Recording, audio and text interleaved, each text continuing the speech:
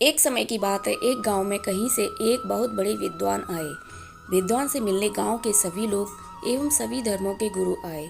उनके समक्ष सभी धर्म गुरुओं ने अपने अपने धर्म के अनुसार ईश्वर के स्वरूप का बखान किया और बतलाया कि ईश्वर वैसा ही होता है जैसा उनके धर्म में कहा गया है। बाकी के धर्म गलत बतला रहे हैं। तभी अतिथि विद्वान ने सभी को एक साथ बुलाया और उनसे कहा कि मैं आपको एक कहानी सुनाता। उस कहानी को सुनकर आप समझ जाएंगे कि ईश्वर कैसा दिखाई देता है। उनके इस द्वारा सुनाई गई इस प्रकार कहानी है। एक गांव में बहुत सारे अंधे व्यक्ति रहते थे। उन्होंने कभी भी हाथी को नहीं देखा था। एक बार एक महावत गांव में अपने साथ एक हाथी लेकर आया। अब गांव में चारों तरफ हाथी के आने की चर्चा थी। अंधे व्यक्ति हाथी को देख नहीं सकते थे, किंतु वह उसे स्पर्श कर उसका अनुभव लेना चाहते थे। सबसे पहले सबसे बुजुर्ग अंधे व्यक्ति ने हाथी की पीठ में हाथ लगाया और उसे हाथी दीवार की तरह महसूस हुआ। इसके पश्चात दूसरा अंधा व्यक्ति हाथी के पास आया और उसने हाथी के कानों को छुआ। उसे हाथी सूपे के समान प्रतीत हुआ। अब तीसरे अंधे व्यक्ति की बारी आई। उसने हाथी के सिर को छुआ तो उसके हाथ में हाथी की सूंड आई, जो उसे कोमल पेड़ के तने के समान प्रतीत हुई। जब चौथे व्यक्ति ने हाथी को छुआ तो उसके हाथ में हाथी के पैर आए, जो उसे खंभे के समान महसूस हुए। पांचवें व्यक्ति के हाथ में हाथी की पूंछ आई, जो उसे किसी मोटी रस्सी के समान प्रतीत हुई। हाथी को छूने के बाद सभी अंधे व्यक्ति अपनी जगह वापस आ गए और एक दूसरे से अपना अनुभव साझा करने लगे। पहला व्यक्ति बोला, भाई, हाथी तो दीवार की तरह होता है। उसकी बात सुनकर दूसरा व्यक्ति कहता है, नहीं नहीं, हाथी तो सूपे की तरह होता है। तीसरा व्यक्ति बोला, हाथी ना तो दीवार की तरह होता है, ना ही सूपे की तरह।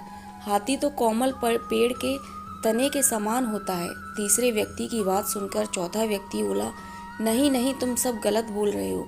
हाथी तो खंबे के समान होता है। अंत में पांचवा व्यक्ति बोला, आप लोगों को कुछ भी नहीं मालूम।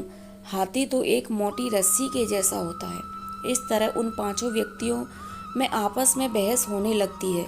सभी को लगता है कि वे सही हैं, बाकी सब गलत। उन सब की बहस ने आपसी झगड़े का रूप ले लिया। तभी वहाँ से एक विद्वान व्यक्ति गुजर रहा था। उसने सभी अंधों से उनके झगड़े का कारण पूछा। सभी अंधों ने अपने अपने कारण बताए। तब बुद्धिमान व्यक्ति बोला, आप सभी अपनी अपनी जगह सही हैं, क्योंकि आपने हाथी को जितना स्पर्श करके महसूस किया, आप केवल उतना ही जानते हैं। हाथी तो इससे कई गुना बड़ा है। जिसने जो स्पर्श किया अपने अनुभव से, वह वही बतला रहा है और वह सत्य भी है। ठीक है, इसी तरह ईश्वर भी होता है। वह इतना विशाल होता है कि उसे समझ पाना किसी भी इंसान अथवा धर्म के बस की बात नहीं है। सभी धर्म ईश्वर के बारे में जो बतलाते हैं वह अपनी अपनी जगह सही है, किंतु पूर्ण नहीं है। ईश्वर को जिसने जितना समझा है, वह उसके बारे में सिर्फ उतनी ही बातें बतला पाता है और सोचता है कि मैं अथवा मेरा धर्म ही सही है, बाकी सभी गलत है। जबकि वास्तव में सभी धर्म अपने अपने स्थान पर ही हैं। शिक्षा। भगवान कैसे दिखते हैं? कहानी से हमें शिक्षा मिलती है कि सभी धर्म अपनी अपनी जगह सही हैं, किंतु भगवान के नाम पर लड़ना गलत है। दोस्तों, आपको यह कहानी कैसी लगी हमें ज़रूर बताएं। वीडियो को लाइक करें, दोस्तों के साथ शेयर करें और ऐसे ही कहानी पढ़ने के लिए चैनल को सब्सक्राइब करें। धन्यवाद।